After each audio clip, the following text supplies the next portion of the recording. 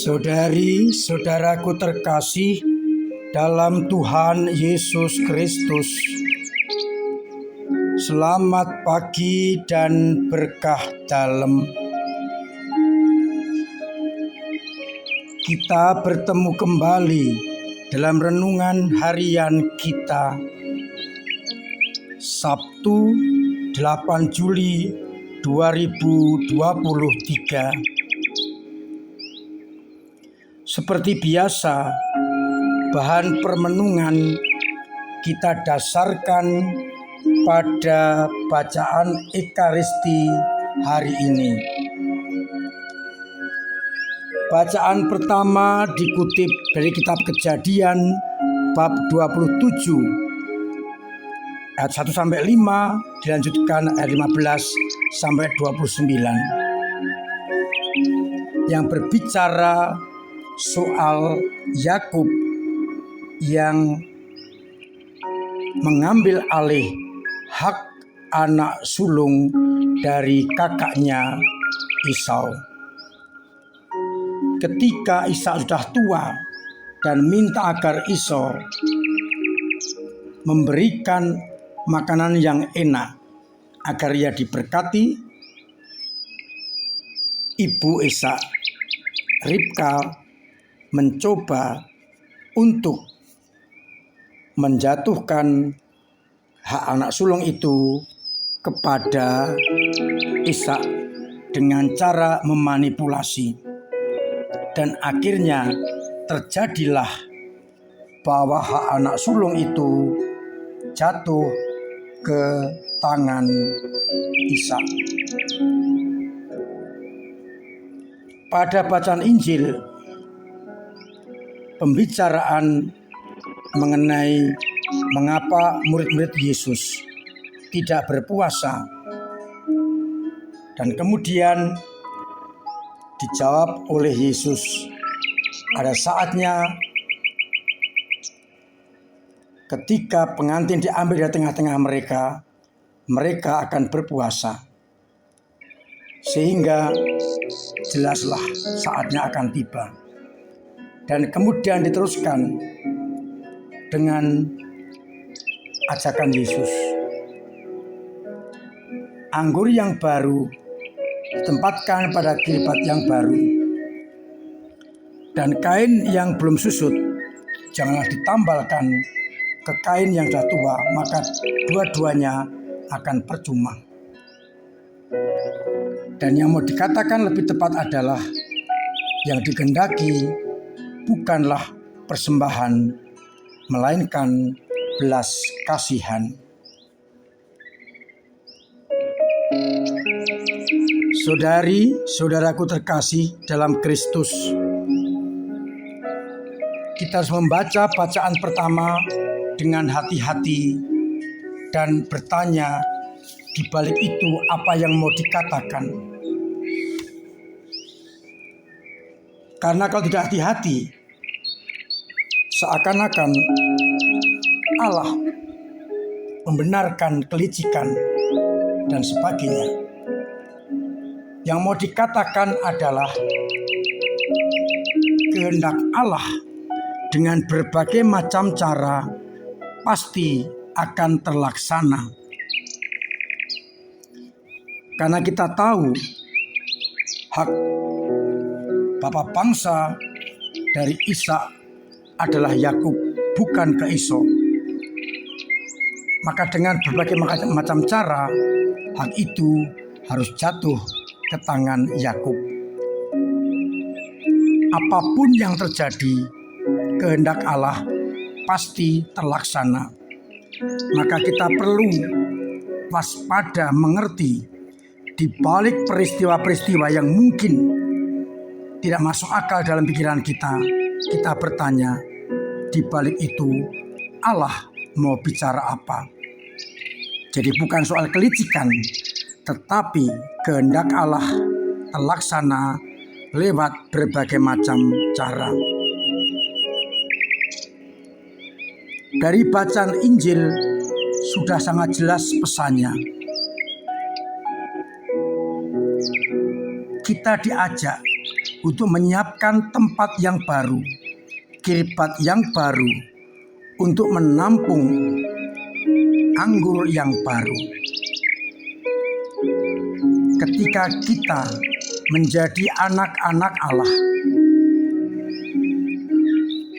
kita akan diisi dengan anggur-anggur yang baru, dan kita tidak mungkin untuk hidup di dalam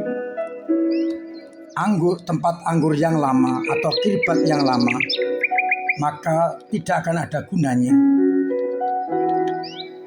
Oleh karena itu, kita diingatkan, setelah kita menjadi anak-anak Allah yang siap diisi dengan anggur-anggur yang baru, hukum-hukum yang baru, maka kita siapkan hati kita menjadi tempat anggur yang baru.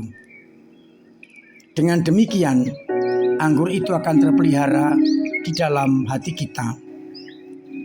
Banyak orang yang menjadi anak-anak Allah diberi anggur yang baru, namun karena tempatnya masih lama, terbuanglah anggur-anggur itu, sehingga mereka tidak bisa menikmati anggur yang datang dari Allah.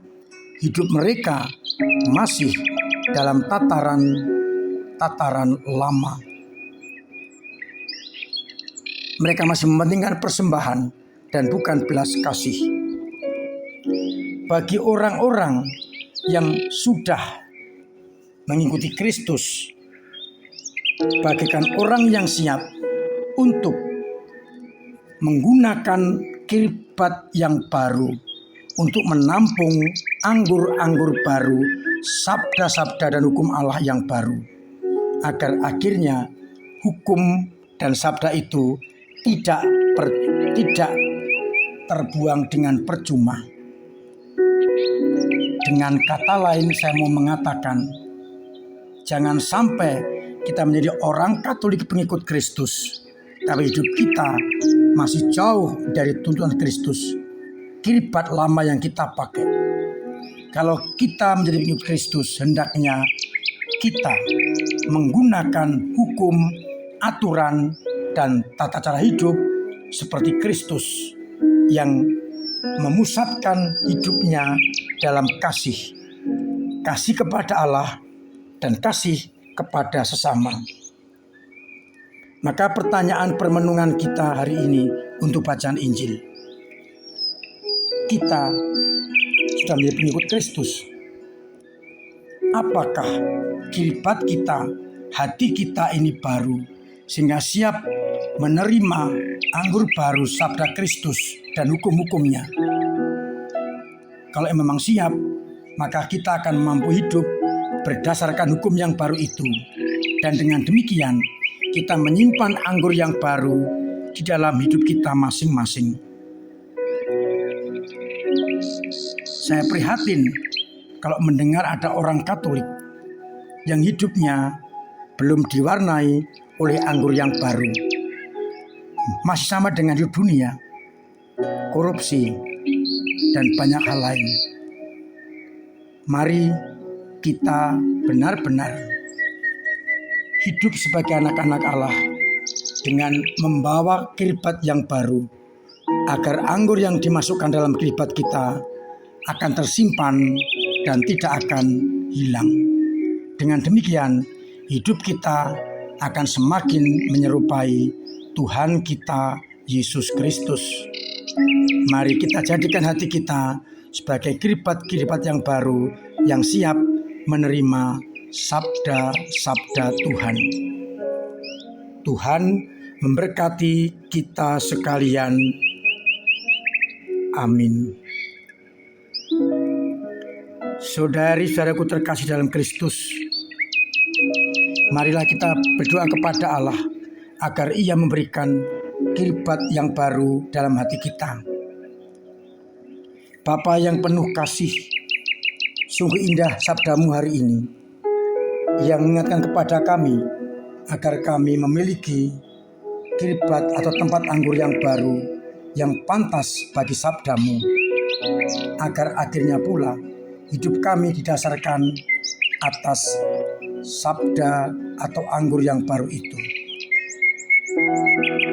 Bila tempat kami sudah usang, gantikanlah dengan hati yang baru, yang siap menampung anggur baru untuk hidup yang kekal.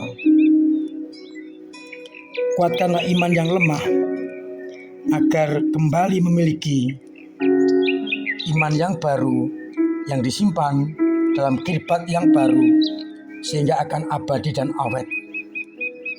Dengan demikian, iman umatmu semakin diperkembangkan. Bantulah umatmu agar semuanya membaharui hati mereka menjadi kirbat-kirbat yang baru, yang pantas untuk menerima anggur baru itu.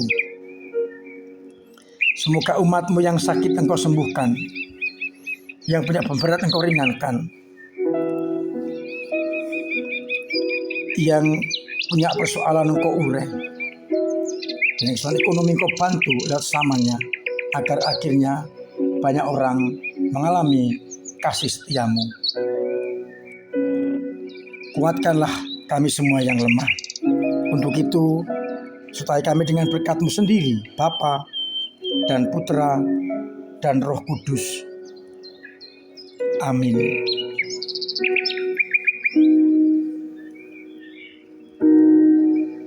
Saudara-saudaraku terkasih, kendati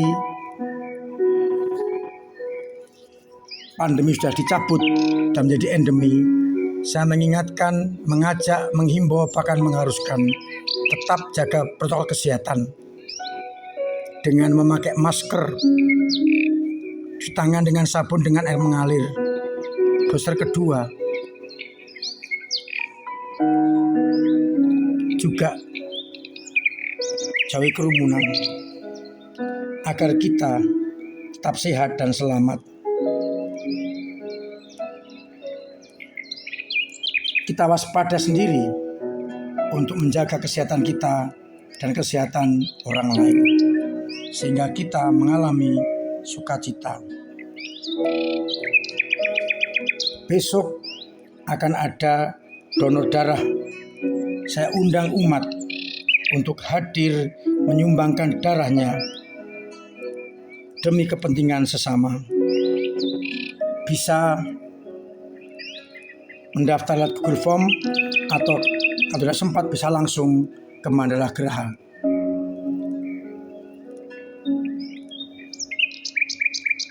Saya sampaikan undangan untuk menghadiri misa inkulturasi malam 1 Suro tanggal 18 Juli dengan misa berbahasa Jawa diiringi gamelan. Pada kesempatan itu akan kita sampaikan, akan kita laksanakan juga pemberkatan gedung serbaguna kita agar segera bisa dipakai untuk berbagai macam keperluan. Mari bersama-sama kita hadiri, kita doakan agar gedung yang terberkati nanti boleh berguna untuk pelayanan. Meskipun sudah diresmikan, masih diperlukan sarana-sarana yang menunjang, maka tetap silahkan, saya tunggu untuk partisipasinya dalam mengisi gedung serbaguna kita. Akhirnya saya mengucapkan selamat pagi, selamat merenungkan, salam sehat, Tuhan memberkati.